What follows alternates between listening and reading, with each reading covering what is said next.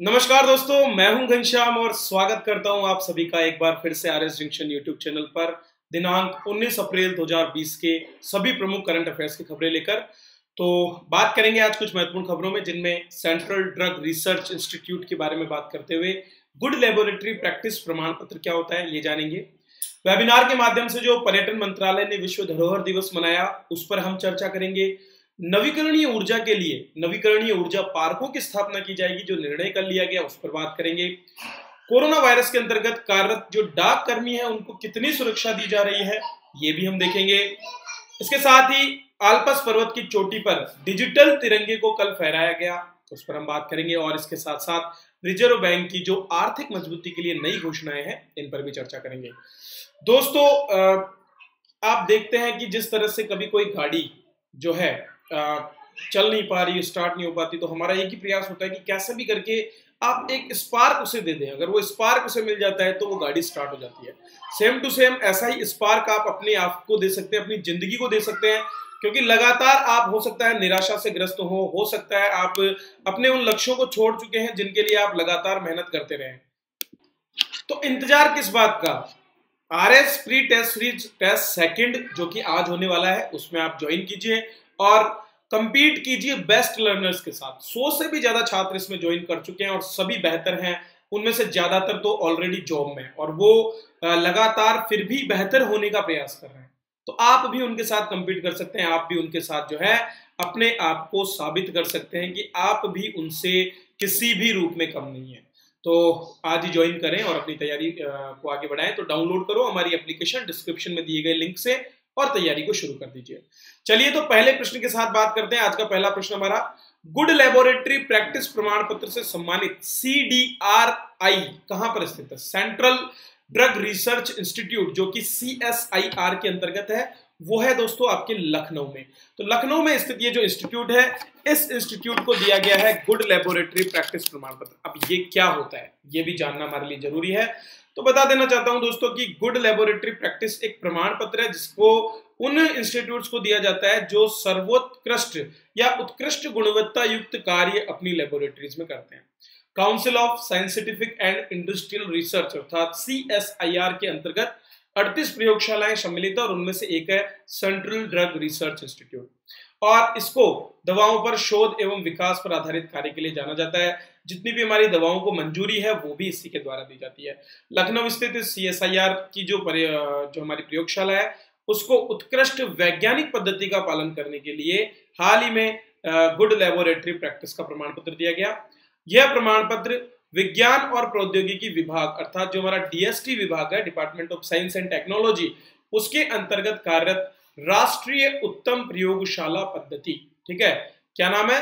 राष्ट्रीय उत्तम प्रयोगशाला पद्धति अनुपालन निगरानी प्राधिकरण, एक अथॉरिटी है वो देती है, उसके द्वारा ये दिया गया है।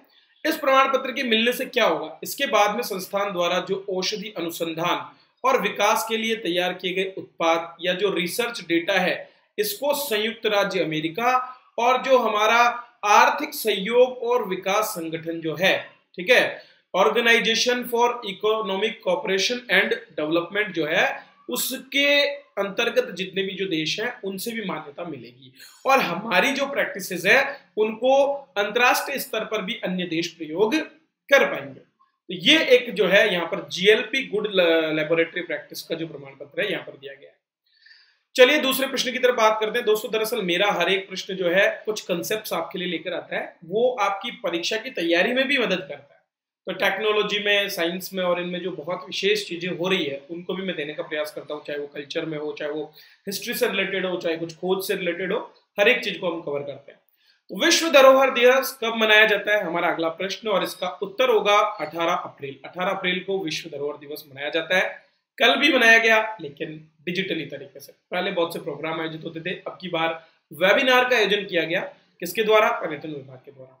पर्यटन विभाग ने ये वेबिनार आयोजित किया कल, और इस दौरान उन्होंने क्या किया? उन्होंने प्राचीन मंदिर शहर जो कि मामल्लपुरम जो है, ठीक है, आपके मामल्लपुरम जो मंदिर शहर है जहां पर रथ मंदिर भी आप देखते हो, वहां पर बने पहले वेबिनार के दौरान पैनलिस्टों ने मंदिरों के स्थापत्य और धार्मिक महत्व पर प्रकाश डाला। वहां पर बताया कि क्या धार्मिक महत्व इस स्थान का है?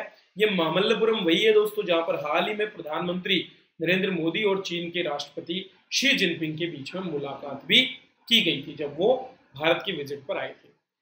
इसके अलावा दूसरे वेबिनार में world heritage and sustainable tourism at Humayun tomb जो है उस पर भी बात की गई। चलिए यहाँ पर एक छोटा सा प्रश्न आपके लिए मैं छोड़ देता हूँ। हुमायूं का मकबरा कहाँ पर स्थित है ये आपको बताना है कमेंट बॉक्स में। तो अगर आप देख रहे हैं वीडियो तो कमेंट बॉक्स में कमेंट करके जरूर बताएं कि हुमायूं का मकबरा कहाँ पर स्थित है। इसी दौरान उन्होंने ये भी बताया कि भारत जो है वो आज से ही नहीं, प्राचीन समय से ही हमने विज्ञान और स्थापत्य को मिलाया है। कैसे? मोढेरा, गुजरात के मोढेरा में, इस पर आईएएस प्रीलिम्स में एक प्रश्न भी आया था। तो गुजरात के मोढेरा में स्थित जो सूर्य मंदिर है वहां पर 52 खंबे, 52 खंबे 52 सप्ताह। तो देखिए कैसे उन्होंने गणना से चीजों को जोड़ा, तो 52 सप्ताहों को दर्शाया और विज्ञान पर आधारित यह मंदिर है। ऐसे अनेक हमारे यहाँ पर भवन है जिनको देख करके आज भी पुरातत्व वेदाओं को आश्चर्य होता है कि बने कैसे। मोढेरा और मामल्लपुरम दोनों ही जो मामल्लपुरम सूर्य मंदिर और मोढेरा दोनों ही जो है यूनेस्को के विश्व धरोहर में सम्मिलित है। कोरोना वायरस के अंतर्गत कार्य करने वाले डाक कर्मियों को कितने लाख रुपए तक की सुरक्षा दी गई? तो दोस्तों आपने देखा कि हमारे जो जितने भी मेडिकल में काम करने वाले जो लोग हैं उन सभी को तो 50 लाख की सरकार ने अपनी तरफ से सुविधा दे दी। लेकिन अब चूंकि डाक कर्मी अभी वर्तमान में बहुत बड़ा रोल निभा रहे हैं, जब लोग बैंक तक नहीं जा सकते, ऐसे में ये डाक कर्मी गांव-गांव घर-घर जाकर के और जो है पैसा वितरित कर रहे हैं, खाद्य राशन वितरित कर रहे हैं, पैकेट्स वितरित कर रहे हैं, दवाइयां वितरित कर रहे हैं। और निश्चित रूप से ये एक बहुत ही सराहनीय कार्य है जो इन डाक कर्मियों द्वारा किया जा रहा है। दोस्तों मैं खुद एक डाक एम्प्लॉई रह चुका हूं और कितनी मेहनत डाक कर्मियों द्वारा की जाती है इसको मैं अच्छी तरह जानता हूँ। गर्मी, धूप, पसीना, लेकिन एक डाक कर्मी लगातार लगा रहता है अपनी उस साइकिल पर बैठकर उस दृढ़ निश्चय के साथ कि हमें लोगों की सेवा करनी है। तो 10 लाख रुपए तक का बीमा अगर इन द केस उनके साथ कुछ भी दुर्घटना इस दौरान होती है और बीमारी की वजह से उनको कोई क्षति पहुंचती है जीवन की, तो ऐसे में उनको ये बीमा दिया गया है। तो कोविड-19 की स्थिति के परिप्रेक्ष्य में यह फैसला किया गया है कि ग्रामीण डाक सेवक सहित सभी डाक कर्मचारियों को कर्तव्य निर्वहन के दौरान बीमारी से मृत्यु होने पर 10 लाख रुपए की क्षतिपूर्ति दी जाएगी और ये कोविड-19 के संकट की जो पूरी अवधि है उसमें लागू रहेगा। ग्रामीण डाक सेवक सहित डाक कर्मचारी ग्राहकों को मेल डिलीवरी, डाकघर बचत बैंक, डाक जीवन बीमा, एईपीएस की सुविधा देने के साथ साथ किसी भी शाखा से ग्राहकों के दरवाजे तक धन की निकासी को सरल बनाने के लिए काम कर रहे हैं। इसके अलावा ये दोस्तों कोविड-19 किट, फूड पैकेट्स, राशन, अनिवार्य दवाइयां ये भी पहुंचा रहे हैं और इसीलिए इसे देखते हुए ये सब आवश्यक था। भारत द्वारा सोलर उपकरणों का कितना प्रतिशत विदेश से आयात किया जाता है? तो दोस्तों आज की तारीख में हम 85% जो सोलर उपकरण है वो विदेश से निर्यात करते हैं। लेकिन अब मौका आ गया है, कोरोना वायरस के दौरान जो चीन पर सिर्फ अविश्वास लोगों का बना है, जो चीन पर देश रिलाई नहीं कर रहे हैं, तो अब वो क्या करेंगे कि अपने जितने भी सोलर निर्माण के जो उद्योग हैं उनको वहां से स्थानांतरित करेंगे। भारत के पास ये मौका है कि हम ये सोलर उपकरणों का अधिक से अधिक प्रतिशत ले सके और इसीलिए नवीन और नवीकरणीय ऊर्जा मंत्रालय अर्थात MNRE द्वारा घरेलू के साथ साथ वैश्विक मांग की पूर्ति के लिए देश में नवीकरणीय ऊर्जा उपकरणों के विनिर्माण के लिए नए हब केंद्रों की स्थापना की बात की गई है।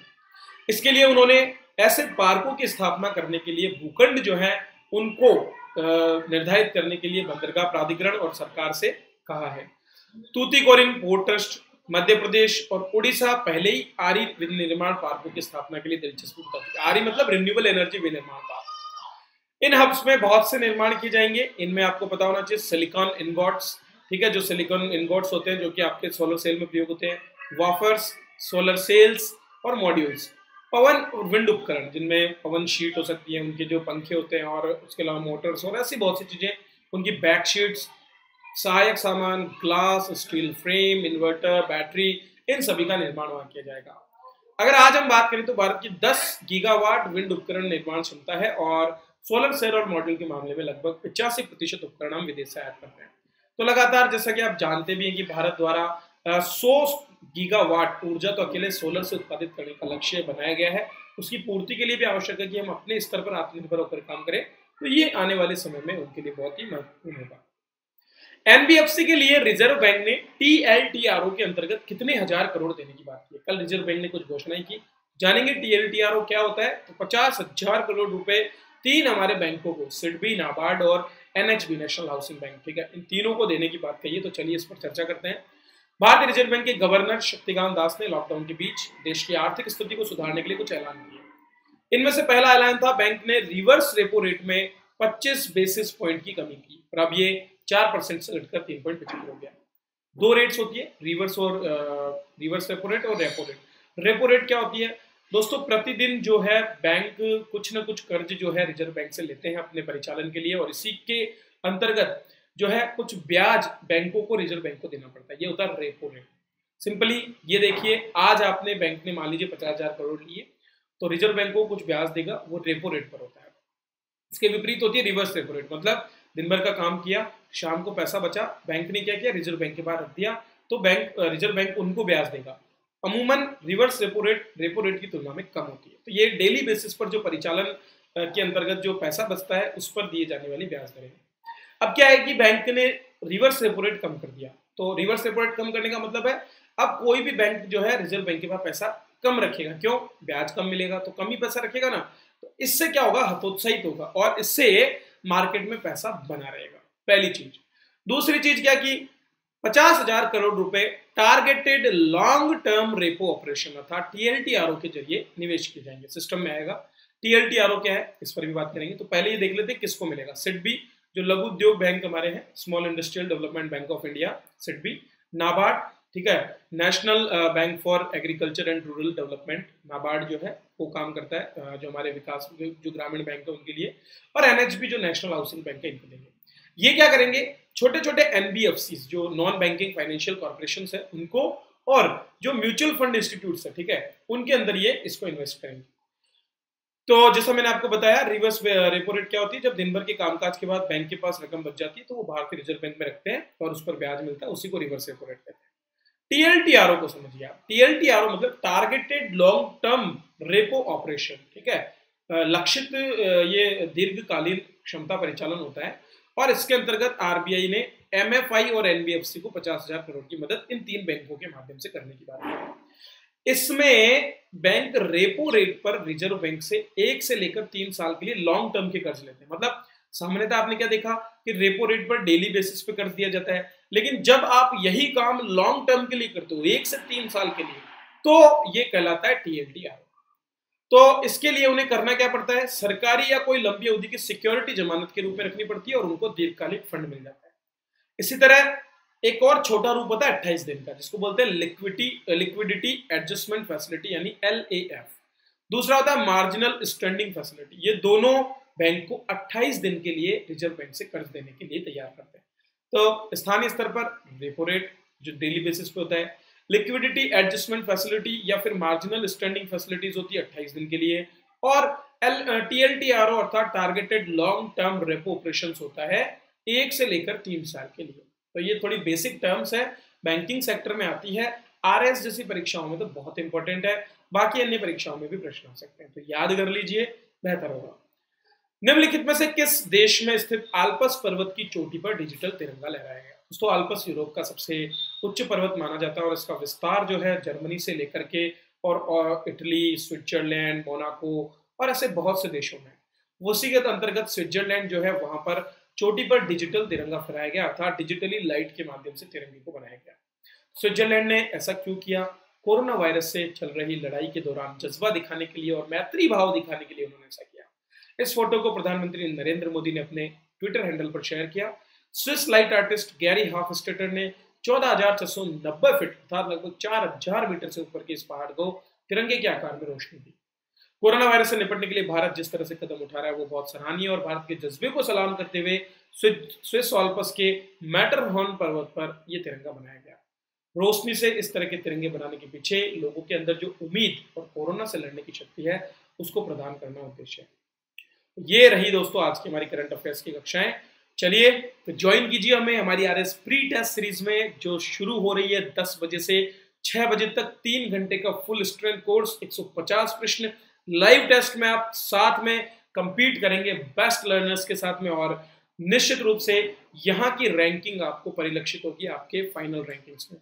तो ये मत सोचिए कि आप जो है एग्जाम आएगा तब तैयारी करेंगे। दोस्तों ओलंपिक में मेडल जीतने वाला छात्र कभी भी, ओलंपिक में मेडल जीतने वाला खिलाड़ी कभी भी जो है एक दिन पहले या 2 महीने पहले तैयारी नहीं करता है, वो सालों से मेहनत करता है, वो बचपन से शुरू हो जाता है। ठीक है, आप बचपन से नहीं हो पाए कोई बात नहीं है, लेकिन अभी आपके पास समय है कि आप लगे रहें अपनी तैयारी में, क्योंकि एग्जाम तो आना है, आज नहीं तो कल नहीं तो परसों, 2, 4, 6 महीने, 1 साल बाद। तो तैयार तो पहले रहें, क्योंकि प्रैक्टिस करके अगर हम तैयार रहेंगे, क्योंकि कहा जाता है हमारे यहाँ पर आर्मी में कहा जाता था कि the more you sweat in the peace the less you bleed in the war. मतलब जितना पसीना आप मैदान में बहाओगे उतना ही कम खून आपका रण क्षेत्र में बहेगा। तो आप क्या चाहते हैं, पसीना बहाना चाहते हैं या ब्लड? ये आप पर निर्भर करता है कि आपकी आंखों से बाद में खून ना बहे, आप तैयार रहें, कंपीट करें। तो आज ही ज्वाइन करें, एप्लीकेशन डाउनलोड करें डिस्क्रिप्शन में दी गए लिंक से, और ज्वाइन करें हमारे इस कोर्स को। 20 कोर्सेज टेस्ट की एक पूरी श्रृंखला इसमें होगी। हर संडे आपके पास में कुछ करने को होगा, कुछ टारगेट होगा जिसको अचीव करने के लिए आप मेहनत करेंगे, और ये मेहनत आपको आने वाले समय में बहुत ही फ्रूटफुल होगी। और बात करें अगर तुलनात्मक रूप से, तो दोस्तों बाकी प्लेटफॉर्म्स पे आपको जो कोर्सेज मिलेंगे 10-10 हजार, 15-15 हजार रुपए खर्च करने के बाद भी आपको वो औसत दर्जे के कोर्स मिलेंगे, लेकिन यहाँ पर एक्सीलेंट दर्जे का कोर्स जो है केवल 1000 रुपए में टेस्ट सीरीज आपको मिल रही है। इससे बेहतर नहीं हो सकता। प्रयास यही है कि ज्यादा से ज्यादा छात्रों तक हमारी पहुंच हो।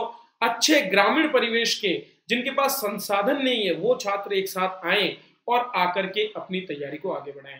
तो गांव के बच्चों की भी तो फसल अब कट गई है, तो अभी सोचिए मत, आप भी कर सकते हैं। कोई ऐसा नहीं है जो आप में से नहीं कर सकता है। तो आज ही ज्वाइन करें, नेगेटिव सोचने वालों को सोचने दें, अपने आप को तैयार रखें, क्योंकि आप सबसे बेहतर है। उन दिनों को याद कीजिए जब आप छोटे थे और छोटे छोटे घर बनाने के लिए दिन रात मेहनत करते रहते थे। वो कितनी बार टूटता था, आप फिर बनाते थे। तो आज क्या हो गया है, आज आप कमजोर नहीं हो सकते, आप वही हैं, बस आपको अपने आप को पहचानने की जरूरत है। चलिए दोस्तों, बहुत बहुत धन्यवाद। लाइक कीजिए, शेयर कीजिए, सब्सक्राइब कीजिए और बने रहिए हमारी तरह इसी तरह वीडियो देखने के लिए। आप सभी का थैंक यू।